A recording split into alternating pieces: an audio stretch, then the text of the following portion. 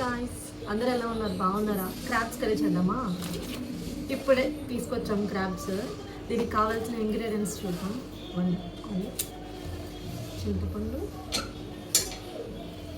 కరివేపాకు, కొత్తిమీర, తర్వాత అల్లం వెల్లుల్లి పేస్ట్, కొంచెం జీలకర్ర, కొంచెం ధనియాలు.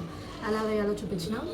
సారీ గాయస్, 2 టమాటోస్ కూడా వేసుకోండి. కలర్ అండ్ బాగుంటుంది, టెక్స్చర్ కూడా. చేసేద్దామా? ఫస్ట్ అయితే తీసుకుందాం. ఇది మిక్సీ జార్, చిన్న జార్, బుల్లెట్ జార్. దీంట్లోకి ఒక 2 స్పూన్స్ అల్లం వెల్లుల్లి పేస్ట్, తర్వాత ఒక స్పూన్ ధనియాలు, తర్వాత కొంచెం జీలకర్ర.